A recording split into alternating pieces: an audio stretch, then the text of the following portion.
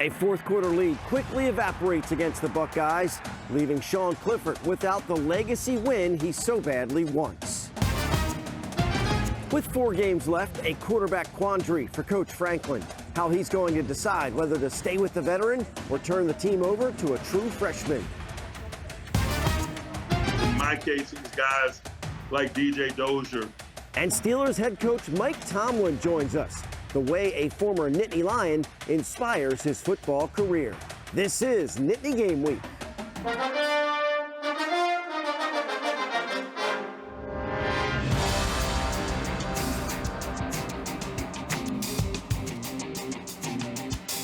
Hello, everyone, and welcome to Nittany Game Week. I'm Todd Sadowski, along with our coaches, Jay Paterno and Tom Bradley. Let's get right to it, fellas. Awesome atmosphere. Big noon crowd was fantastic. The game very competitive and entertaining.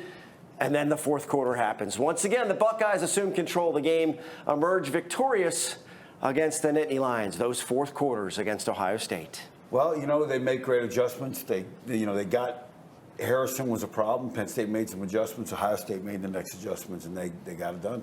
Well, you know, all year you preach to your team, finish, finish, finish. Winter workouts, spring practice, preseason, you have to finish, and yeah, it didn't happen. Easier said than done against an opponent like Ohio State. So we have an interesting quarterback quandary to discuss. The secondary faces the ultimate college football test, and a resilient bunch seem ready for the final November stretch and our opening drive.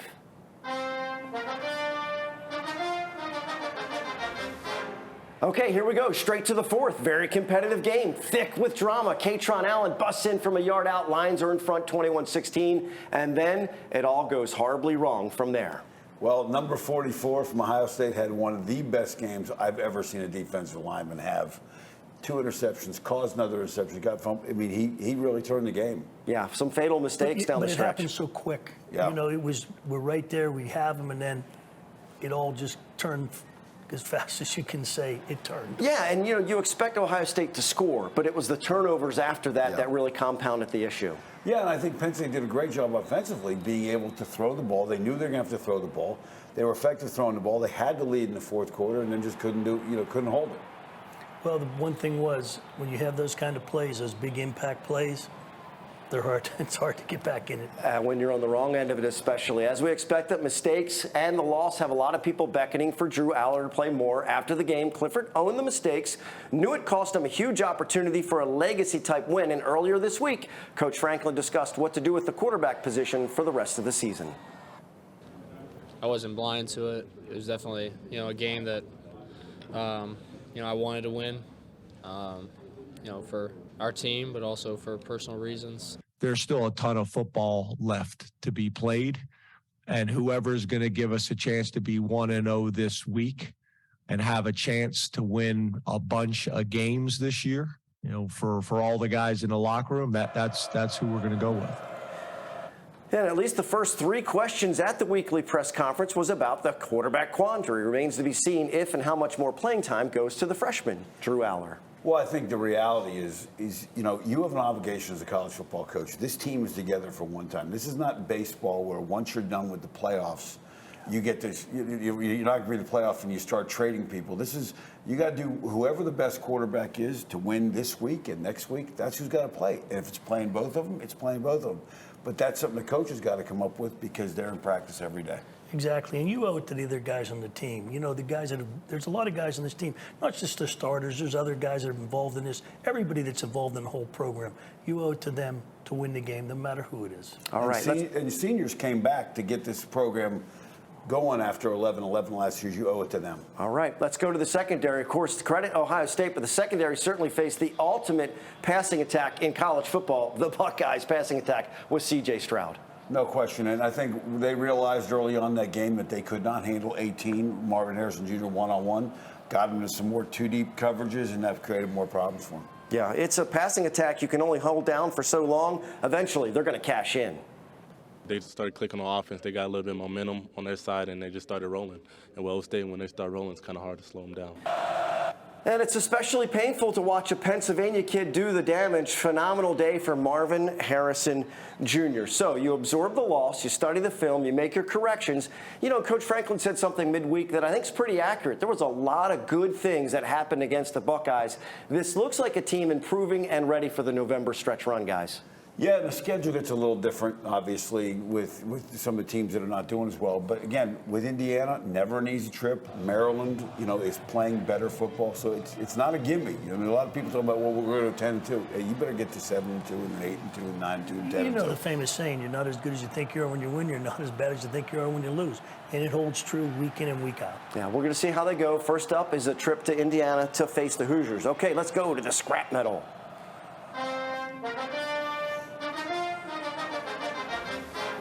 Tom, it's kind of an easy choice because he had a fantastic game. Parker Washington, the sophomore wideout, talk about his game. 11 catches, 179 yards, had a 58-yarder, 27-yarder, a 26-yarder.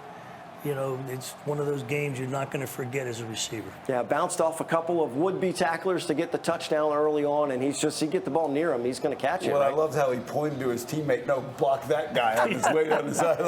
Like, I can outrun that guy, but that guy you better block. And he did a nice job on that. He pointed the way. Parker's just one of those reliable targets. If the ball's near him, he's going to bring it in.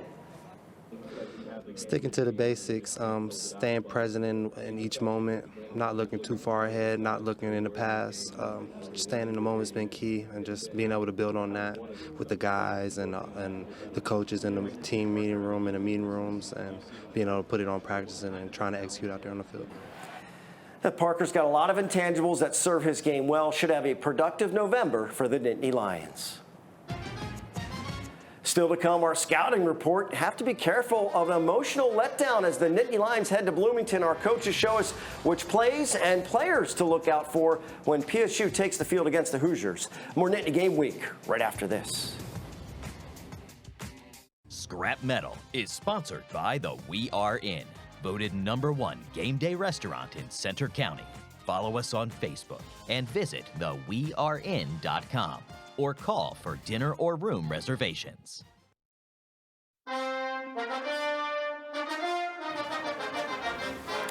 We're back on Nittany Game Week, a little past midterms. Anytime we enter the classroom with our coaches, you know it's an upper-level course. The Nittany Lions enter the final month of the regular season, should be elevating their game as they get to know their system and players better and better. Repetition breeds familiarity. Coach Paterno, Coach Bradley, they better be on their game heading to sleepy Bloomington, where you could doze off and wake up staring at a nightmare on the scoreboard. Well, just like this segment, you better start fast. So let's get right into it.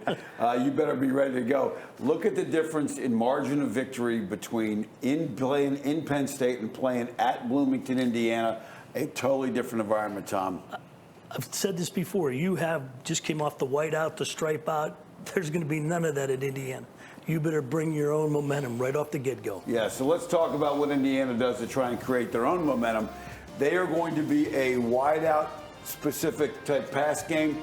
They like getting the field spread. They've got wideouts that can do things, and they're going to try and put stress in the safeties and get you one-on-one outside, Tom. Just look at this one.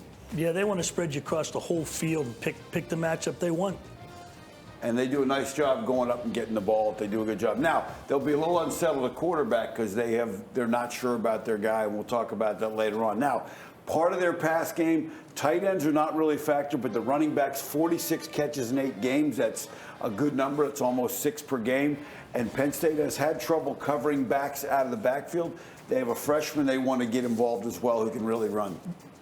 That's their guy when it gets down to it right there. Yep. The running back is the key guy. Yeah, he's going to get there. And if they can make some matchups, Minnesota got completions with their backs, Northwestern as well, so I would imagine they're going to try and do the same thing. Now let's talk about Indiana's defense. If you were in 12 personnel, but everybody likes all those tight ends in for Penn State, they're going to be a 4 DB set, which gives them some variability up front to do some things. It sure does, and they're going to count on their front 5 to really take care of things matters in this particular part of the game. And they're aggressive. Their outside linebacker, number 0, does some things, get in the backfield, makes plays. He's been a force for them. Now, when you get into the next segment, when, again, Penn State likes a lot of 3 wide receiver things with 1 tight end, 11 personnel, which we talked about. Now they're in a 5 DB set, 1, 2, 3, 4, 5. And on third downs, Allen really likes to be aggressive with his And he blitzes. does. With the 5 DBs, it gives you a little larger menu to go with now, especially with a lot of the zone blitzing up front. Yeah, they're going to come after you and see what they can get done. Now, when we look at Penn State last week, let's take a look at a couple things from last week with Penn State. One of the things they did really, really well, they got after the wide-out screens, which will take that, again, away from Indiana. But Indiana, be ready to look for them to pump this thing out and get behind them. They kept the yards after catch for Ohio State down 23% by great tackling in the open Tremendous field. job in the secondary, coming up, getting the hands in the proper place, getting leverage, and getting rid of the blockers. Yeah, I mean, this is just a great play out in the open field right there, beating a tight end's block. Now, something else I want to talk about from last week. They did a good job in some of that stuff. We talked about the tight end going into this game. Ohio State did a nice job. Because Marvin Harrison was doing a good job beating them one-on-one, they've got 2 guys covering Harrison now, which now puts pressure with the running back and your tight end coverage on your linebackers. And one of the things you hear it all the time in coaching, bad eyes. Get your eyes in the right place. And here's a play again, red zone situation, half roll, the linebacker loses the tight end. Now he's walking into the end zone for touch. Not walking, breaking some tackles. That's it. I wouldn't want to tackle that big guy either. One last play I want to talk about, and a lot of people very critical of Sean Clifford on the last pick 6. One of the things you do on this screen is the quarterback is looking left first. So he doesn't see what's going on over here, and then he's going to come back right. Now, the offensive tackle has got to cut this guy. But as you know, Tom, the minute that quarterback puts his foot in the ground, this guy's going to stop. So the offensive tackle has got to create the momentum for the It's cut got to block. be an aggressive block. Yeah. He has got to set it up perfectly and get his hands down. Yeah, and you'll see on the film that the offensive tackle really lets that guy kind of come into him, does not explode into him and get him down and force him to get his hands down. And once that happens and that ball's gone, that is a lonely feeling when you're a quarterback. And that's really not on Sean Clifford. That's on some execution up front. But again, execution is going to be critical from the start this week. Todd, back over to you. Yeah, execution and energy, as Tom mentioned. You're going to have to create it for yourself. Thanks a lot, guys. Okay, it's been a great series for the Nittany Lions and the Buckeyes. Of course, we'd love to see more wins for the blue and white. One fan that's seen every Penn State versus Ohio State Big Ten contest is Brian Jones. He caught the fever for this rivalry way back in 1993. I lived in Columbus, Ohio at the time after my dad got transferred from Pennsylvania, and it was just a no-brainer to start at that time. And just being a huge Penn State fan my whole life, that game solidified it. I was actually able to sneak down on the field after the game because there were so few fans left in the crowd because of the weather. And actually had a nice conversation with Kerry Collins down on the field after that game. It was very memorable and made me want to just keep on going. And of course, Brian has plans to be back in Columbus for next year's game. Time to take a break. When we come back, our Impact interview. We just keep lining up big-time guests. Steelers head coach Mike Tomlin joins us to talk about the impact college football's had on him and his family. The Super Bowl winning coach is up next when Nittany Game Week returns.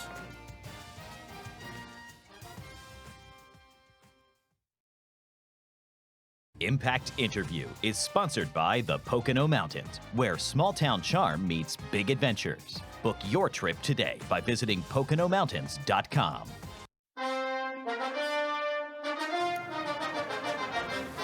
Well, welcome back. Time for our Impact interview. There are some exclusive lists, and then there's head coach of the Pittsburgh Steelers. You can count on one hand the amount of guys that have held this prestigious position, and we are honored to welcome Mike Tomlin to Nittany Game Week. Coach, thanks for the time. We really appreciate it.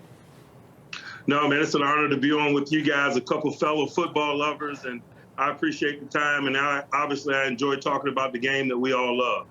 Well, look, we call this our Impact interview, and in your career, you've been around some of the most impactful coaches in the game, from Jimmy Laycock, who spent 39 seasons as the head coach at William & Mary, to guys like Tony Dungy or Dick LeBeau. All coaches borrow and blend things from their journey. As you've successfully created your own identity, how much of some of the coaches you've played and worked for over the years impacted your philosophy? Really, all of them have had a tremendous impact on me. And you mentioned Coach Laycock first, and really, he's probably had the largest impact on my career as a coach. He just really inspired me as a young man.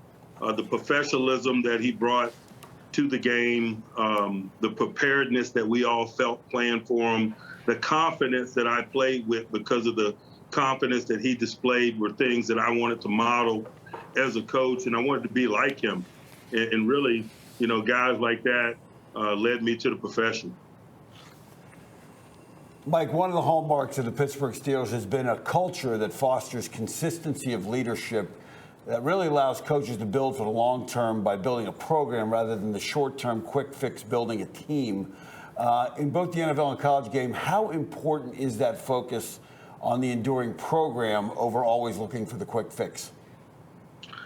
You know, it's the only way that you can deal with the unforeseen.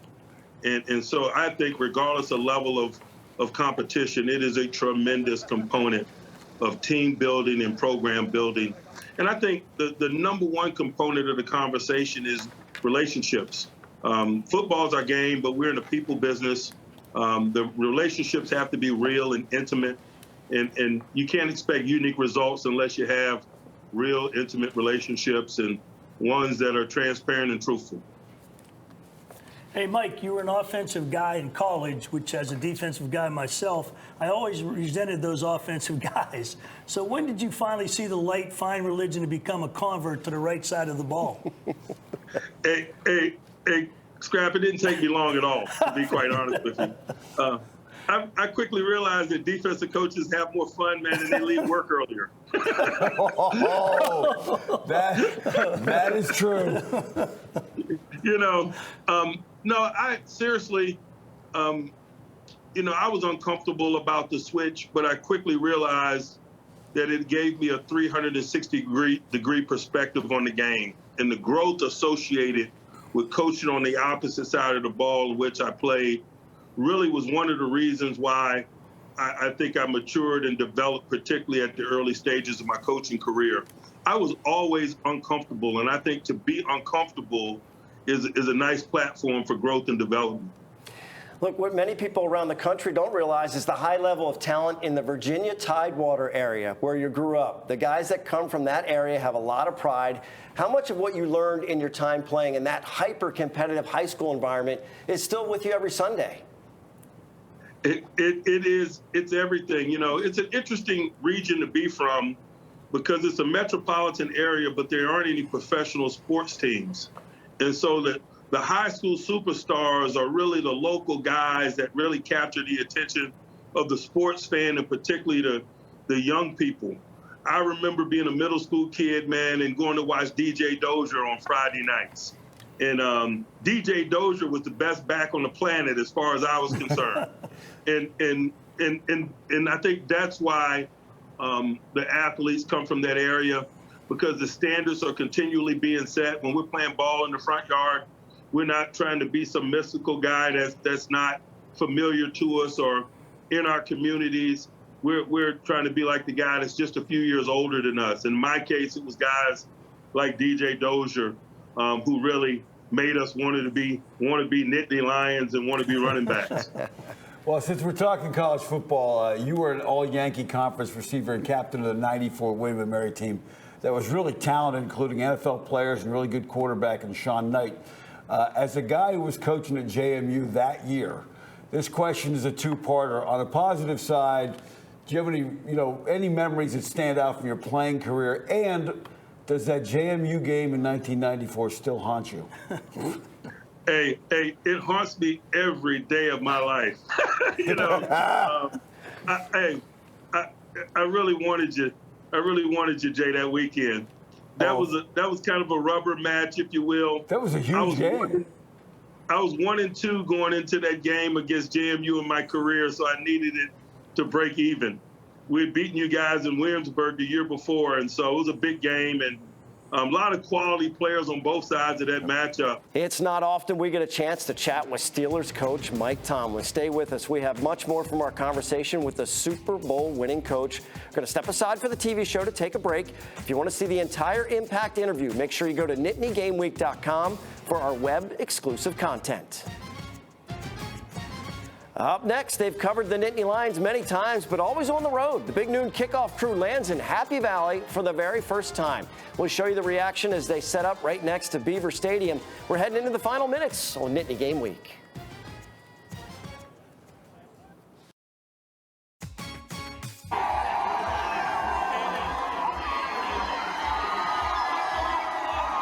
Yeah, some history last Saturday as the Fox Big Noon Kickoff Show sets up outside of Beaver Stadium for the very first time. Signs point the way for fans to come over and be part of the program from 10 a.m. until kickoff at 12 o'clock. Big crowd surrounds the set. Good time had by all. No doubt the crew will be back in Happy Valley very soon. And Jay, you had a chance to hang out with the Big Noon crew during and before the game, too. Yeah, I saw them a little bit, watched the first half with them. Urban was most nervous that the student section wouldn't live up to his hype, and they did. They were all blown away. Even their production guys were surprised by how loud it was. And he has said it's the toughest place to play in college football. Okay, Penn State's audience delivers again. Let's go to the players to watch. Well, I think if you look offensively, Tom, the quarterback situation is unsettled for Indiana. Yeah, when you have that many, you really have none. But they're gonna, they're just trying to keep it a secret who's going to start. So. And you got to prepare for a mobile guy and a guy who's not as mobile. Defensively, I think you got to look at what they've got with their middle linebacker. We talked about the outside linebacker. Those guys are going to be guys Penn State's got to handle. I like that one comment was transfer city. They're just trying to build up talent on this roster, Tom. Yeah, they are. And one of the things with their defense, I think it's up front where they're best. I think right now they're very unsettled in that secondary. Yeah.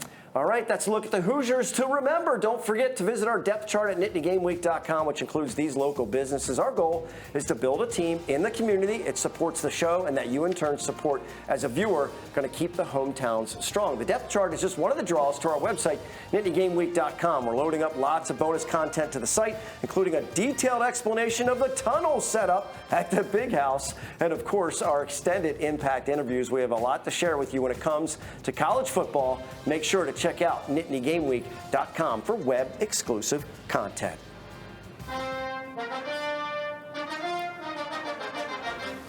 The stage is set. Number 15, Nittany Lions in Bloomington to face the Hoosiers. We finish each program with your pride picks. As you show off your spirit for the blue and white, we appreciate the stripe-out submissions. For Jay and Tom, I'm Todd. Thanks so much for watching Nittany Game Week. We'll see you next time.